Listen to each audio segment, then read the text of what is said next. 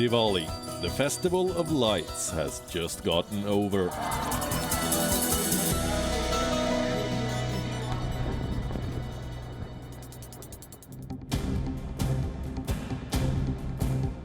And New Delhi, much like other parts of India, is choking on a cocktail of toxic fumes and particulate matter. This is nothing new. The same story plays out this time of the year, every year. In a way, we are facing airpocalypse because the pollution issue, and especially air pollution problem, has reached a critical stage in the country. But as the city battles to breathe, we are looking forward to giving our lungs some respite.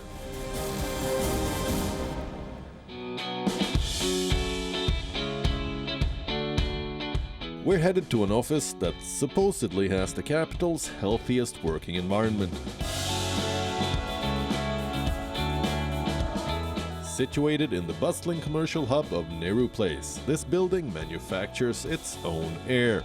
Yes, you heard that right.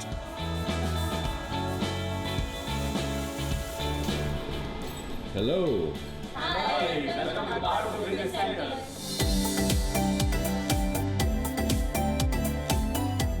So what is the magic ingredient? Plants of all types, shapes and sizes. This office has over 7,000 indoor plants under one roof. Not only does it have nearly perfect indoor air quality, it is also one of the lowest consumers of electricity with a 5-star energy rating.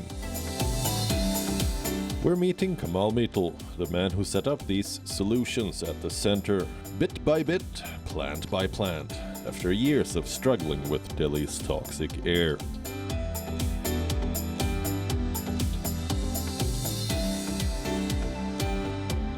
It's easy to grow fresh air.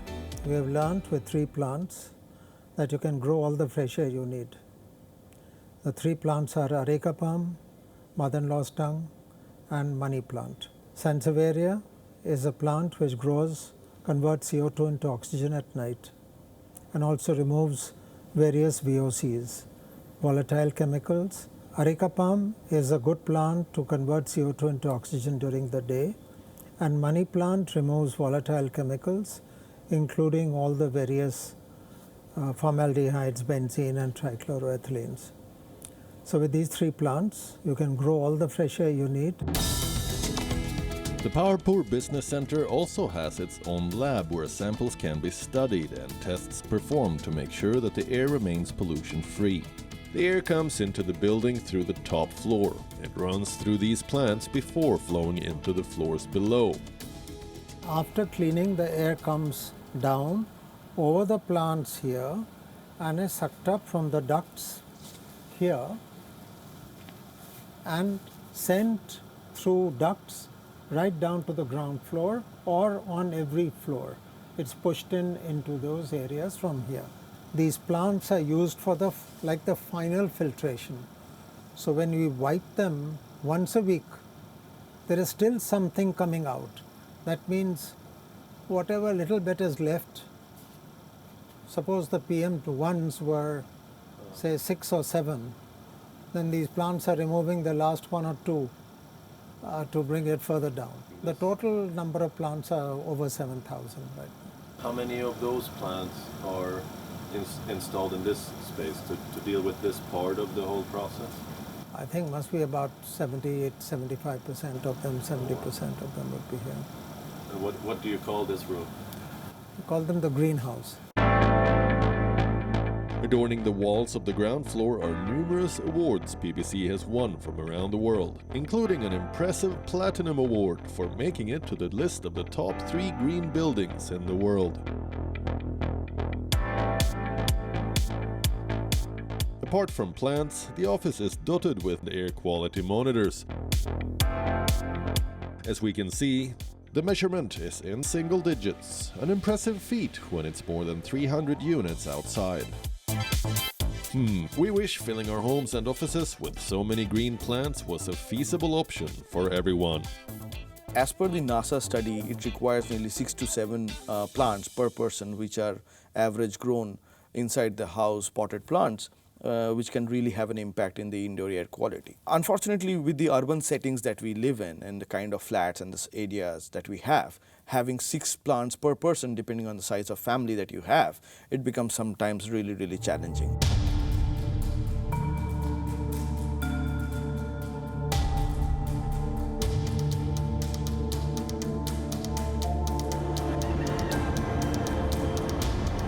According to the WHO's Global Ambient Air Quality Database, a shocking 9 in 10 people worldwide breathe highly polluted air. And 93% of all children in the world breathe air with pollution levels that exceed guidelines. This figure is higher in low and middle income countries like India, where it is estimated that 98% of children under 5 years of age are exposed to toxic air.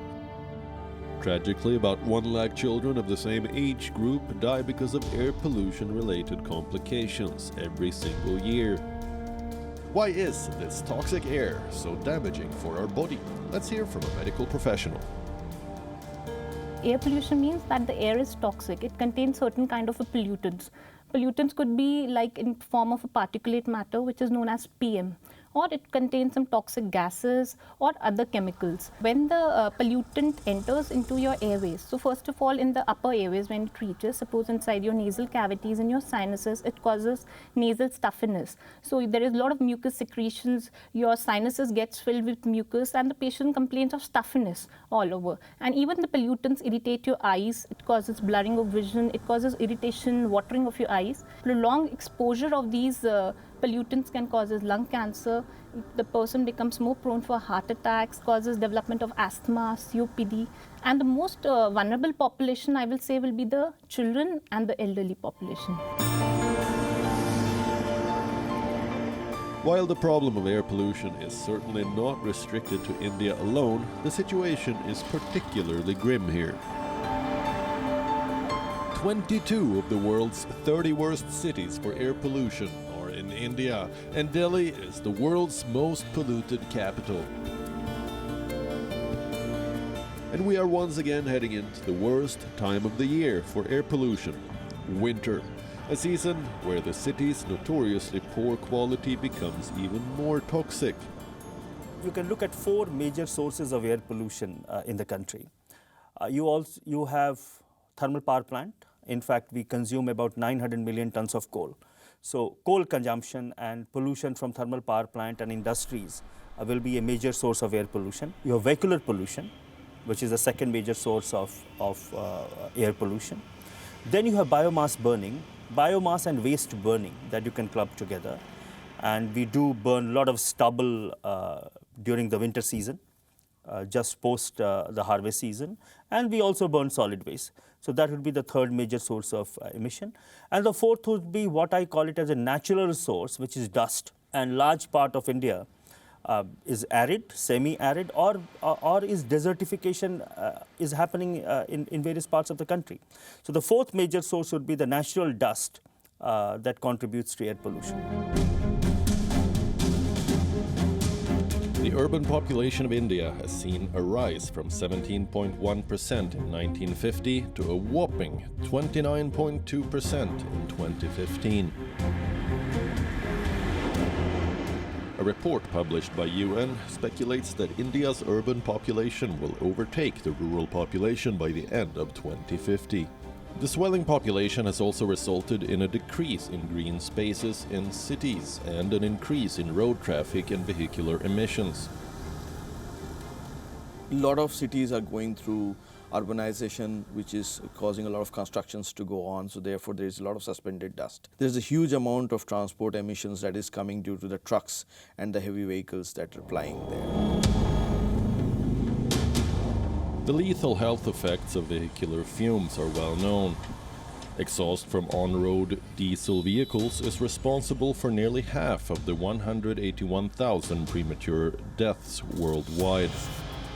And among the 100 major urban centers assessed for transport sector-related deaths globally, New Delhi ranks 6th. As far as vehicular pollution is concerned, I think that is a much more complicated issue because there's no one solution that we need for the transport sector.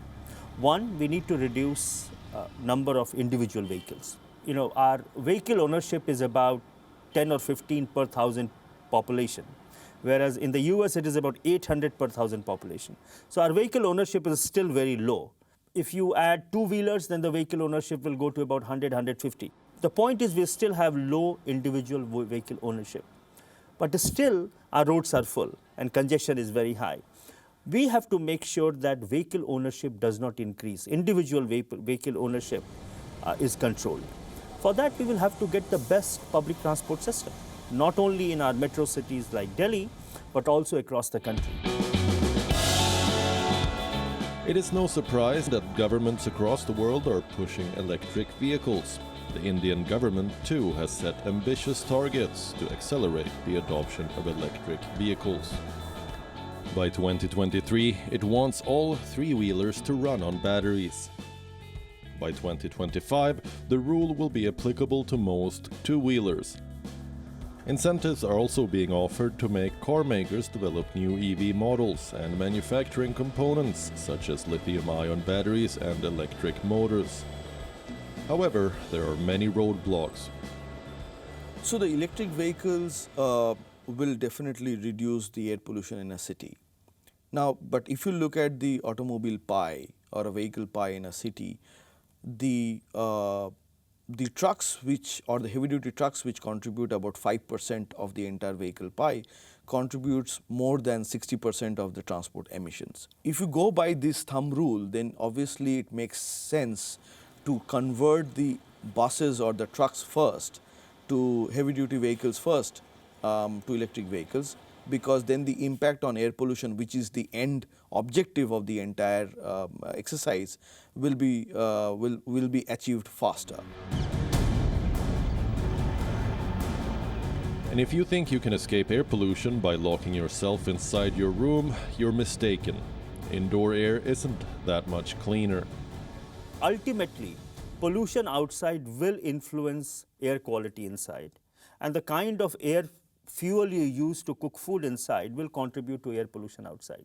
So there is a very clear linkage between indoor and outdoor air pollution. Indoor air pollution kills more because it has direct exposure and it affects women the most because they are there, they are using solid fuel, dirty fuel, and the fumes are getting in your lungs directly.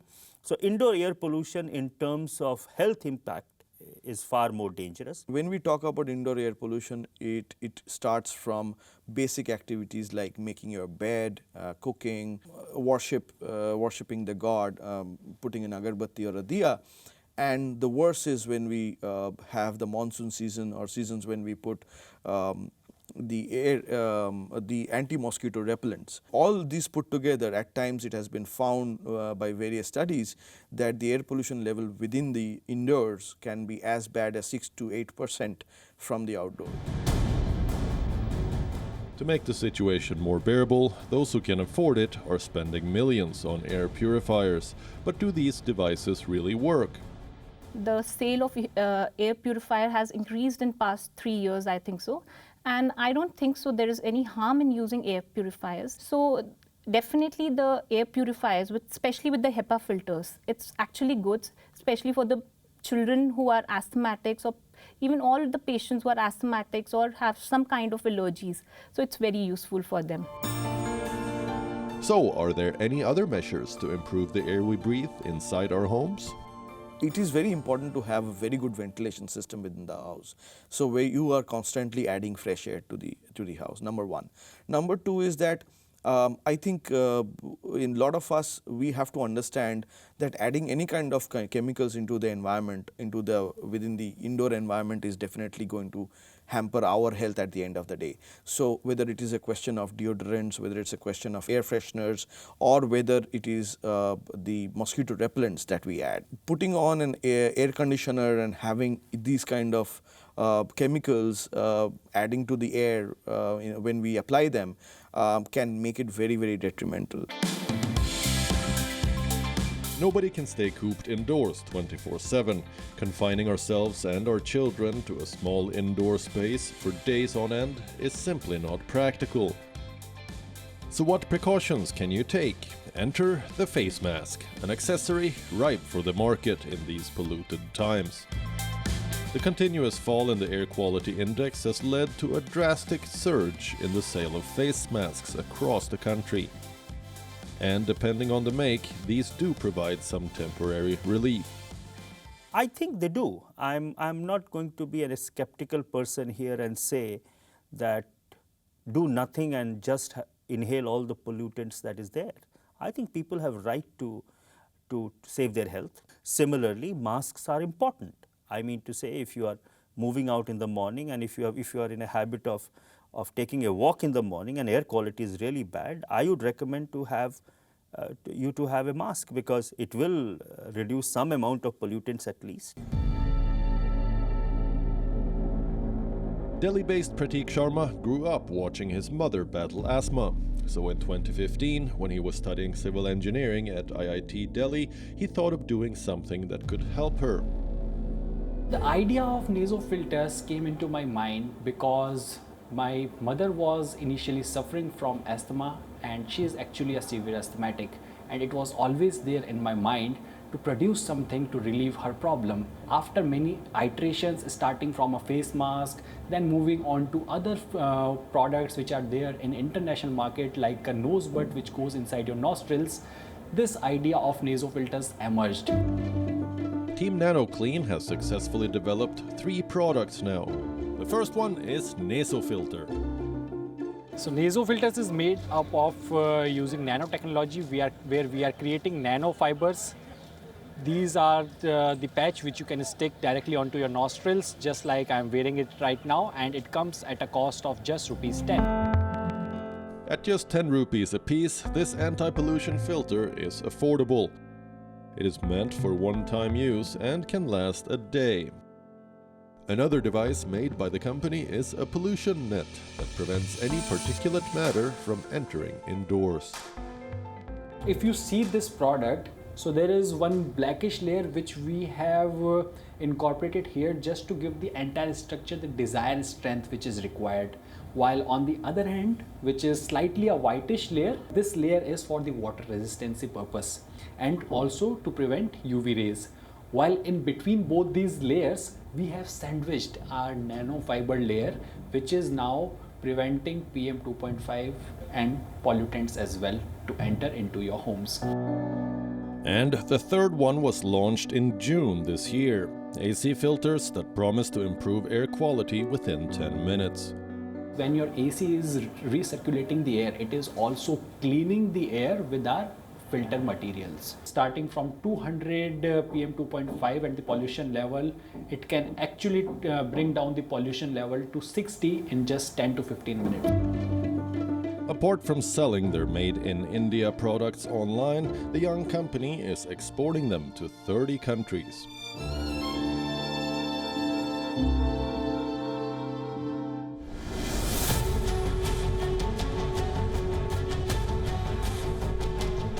Despite all the technological aids, the human cost of India's air pollution crisis is massive, especially in some of its poorest and least developed states. The use of the chulha, a traditional stove that is fired by wood, dung or charcoal, raises major concerns, both for the environment and for the household's health. In the cities, when we talk about air pollution contributions, there is a contribution that comes from the biomass burning. Now, when it comes to biomass burning, the 90% or the most prominent contribution of the biomass burning is basically by the urban slums, where they use biomass for cooking. Also in the rural sector, if you see, most of the houses are using biomass or coal for cooking. But if we can have an effective economic measure to penetrate the Ujjwala Yojana and to ensure their constant refilling, then this is going to be very good at reducing air pollution, indoor air pollution at least, from these houses. The Modi government launched the Ujjwala Yojana on May 1st, 2016. With a target of 50 million women in families below the poverty line. The scheme's ambit was later extended to 80 million, covering all poor families. This has the potential to have a significant impact. If we can have an effective economic measure to penetrate the Ujjwala Yojana and to ensure their constant refilling, then this is going to be very good at reducing air pollution, indoor air pollution at least, from these houses. Innovators have been trying to design smokeless stoves for decades now. Australian Russell Collins first came to India as a traveler in 1992 and fell in love with the Himalayas. He traveled widely in the region and soon started bringing back other tourists with his boutique travel company, Yak Track. He also started taking students to innovator Sonam Wangchuk's award-winning school in Ladakh. The celebrated engineer turned education reformer introduced him to a rocket stove that he had built for his students, and encouraged him to use the open source technology to meet the needs of Himalayan homes. This was the beginning of the Himalayan Rocket Stove project. The technology is open source. It's been around for a long time. It's called rocket stove technology. And we've just been innovating on two different ways of using that. One way where for cooking specifically, where we're just using clay. And the idea is that we can teach people how to make their own smokeless cook stoves, just using the materials that they can find in their own village, their own backyard, in the fields. So we have clay, we have a bit of grass, or bulsa it's called, and some kind of biomatter, like sawdust or puffed grains. Because what happens is we mix it in the clay, we fire it up, get it really hot, and those little things burn out. And what you're left with is clay that insulates, because it's got little pockets of air in the clay. And pockets of air is what makes insulation. And by insulating, it traps the heat. The heat increases to the point where the smoke burns. Secondly, because it's an energy source, we're getting additional heat. So generally speaking, we can say we can halve the wood input, or dung, or whatever the biomass is. We can halve it for the same amount of heat that they would normally get using a traditional chula.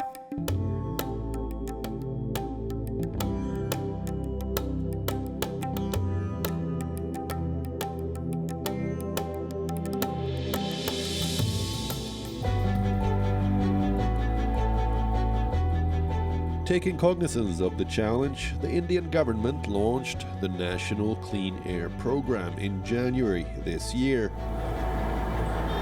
The aim is to reduce particulate matter pollution by 20 to 30% in at least 102 cities by 2024. I'm very excited about National Clean Air Action Plan. In fact, last year I called it as one of the major initiatives of the Modi government.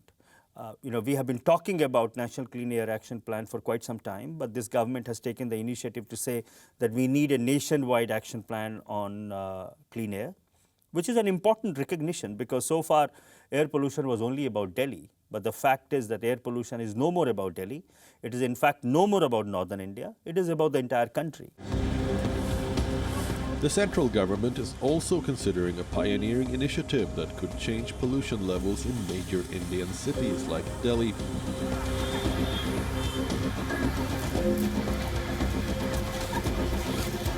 The plan is to build a green wall, a 1,400-kilometer long and 5-kilometer wide stretch of trees that will form a green belt which runs from Gujarat to the Delhi-Haryana border. If they are able to put a thick forest of particular trees, depending on the kind of pollutants that are traveling, which they want to trap there, it will be fantastic. My only concern will be the environmental initiatives taken by the government takes a back seat when it comes to some developmental dialogue. I'm just hoping that something like this doesn't derail this entire extremely ambitious and good initiative, which is going to be of huge benefit to the country. Fighting air pollution is a global challenge, and all kinds of experimental technologies like anti-smog towers and cloud seeding are being used, but they remain stopgap measures. Smog towers have been tried in our country, at least in Delhi, for a very long time. We have been seeing it being installed at various places time and again. Unfortunately, if we put an air conditioner in Connaught Place and expect the air conditioner to cool the entire Connaught Place, that is not possible. Similarly, putting an air purifier or a smog tower and expecting it to pull down all the smog from the air is also not possible. You see, the entire air column above us, it goes up to 16 to 20 kilometers above us. How much of smoke or how much of smog can it actually suck in and purify? So I am not a believer of this. I think it is possible to scrub the air, but I think this kind of the mammoth size that we are talking about, this is not possible. This is not going to be effective. See, many of them are experimental technologies. I mean to say smog tar. I'm not sure how effective they are going to be. Cloud seeding has been tried in different parts of the world, and they have been effective in reducing pollution for that short period of time. Cloud seeding technology should be used in an extremely emergency situation when nothing else is working, people are lining up in the hospitals. Those are the situations where technologies like cloud seeding should be used. Cloud seeding should not be used as a regular technology because it has implications on other aspects of environment, water pollution, for example. And if someone starts using cloud seeding as a regular technology, then you don't work on other things. For example, on public transport or reducing pollution from industries, those are much more important things to do.